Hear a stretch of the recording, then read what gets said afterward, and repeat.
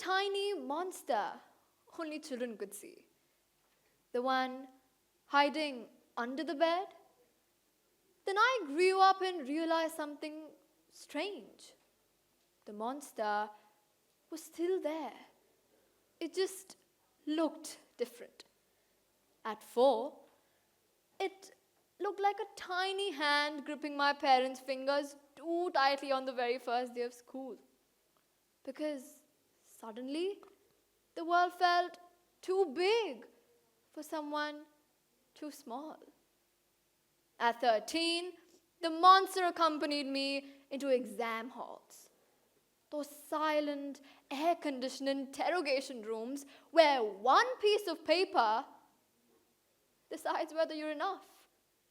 And somehow, that piece of paper never asks how kind you are, but only how fast you can memorize formulas at 9 a.m., which honestly already feels cruel. Then one day, I started noticing adults. Strong, capable, dependable adults walking with their own invisible storms.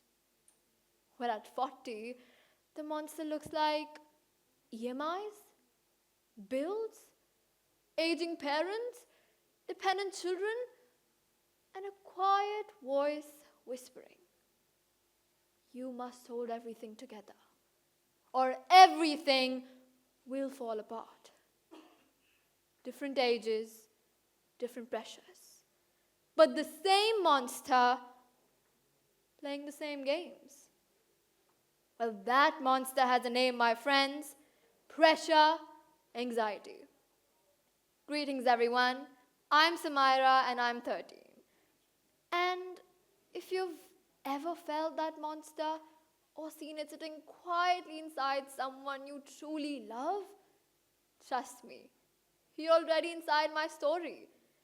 Because today I'm here with a message that took me years to understand. Dear anxiety, we need to break up. For a long time, I thought anxiety was my private enemy.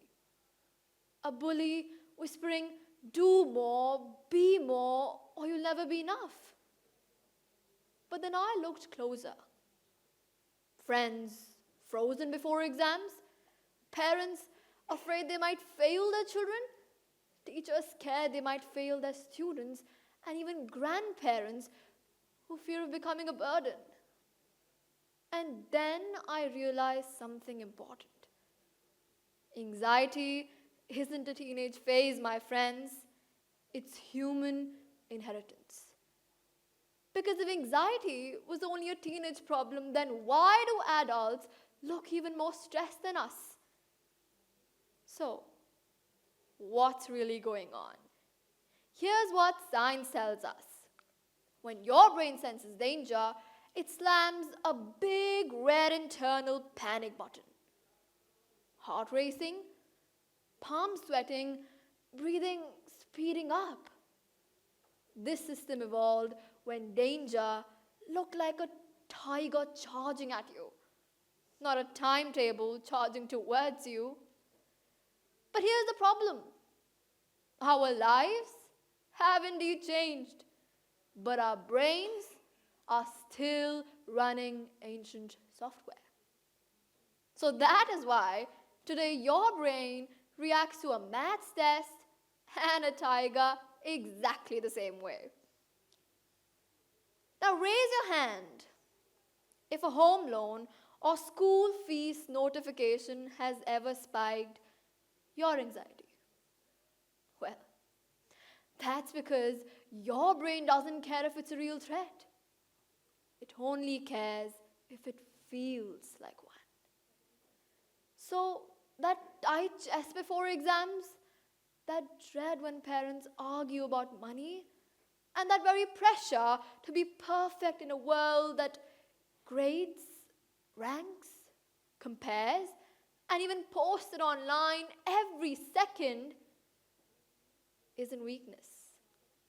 That's biology. It's like the world's oldest smoke alarm in a modern apartment. So sensitive that even burnt toast, all my life decisions, set it off. A major Harvard Medical School study explains why anxiety is rarely about an event, but it's more about a threat to identity, security, or belonging. Anxiety then isn't a flaw, my friends. It's a signal, a mirror showing what matters the most to us. So here's the real question. If we can't delete this ancient alarm system, what if we could retrain it? What if we could turn this scream into a whisper? Let me show you how. Well, I call it the anxiety control protocol. We first have the 60 seconds rule. Guess what? The first minute of anxiety is not your personality, but it's chemistry. So whenever panic hits, pause, breathe, and don't react. Because after about those 60 seconds, your thinking brain comes back online. And that's the moment when you get to say, I hear you, anxiety, but now I'm in charge.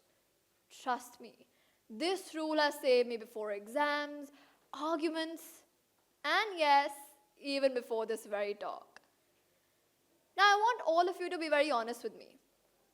How many of you have ever shared a pressure you are carrying with someone from a different generation, like your parent, your partner, or even your child? Well, here's a simple challenge for you. The stress swap. Share one pressure you are carrying with someone from a different generation. No fixing, no advice, just listening. I've tried it myself, and believe me, something magical happens.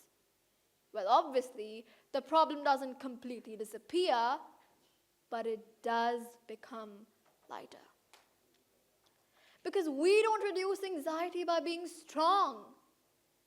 We reduce it by being understood.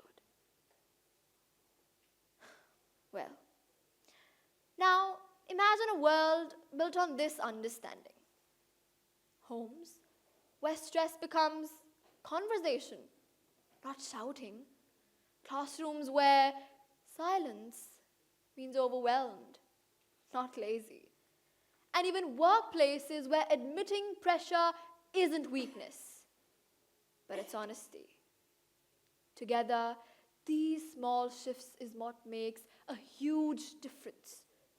We think clearer, we respond gentler, and indeed, we connect deeper. And slowly, confidently, courageously, we begin breaking up with anxiety.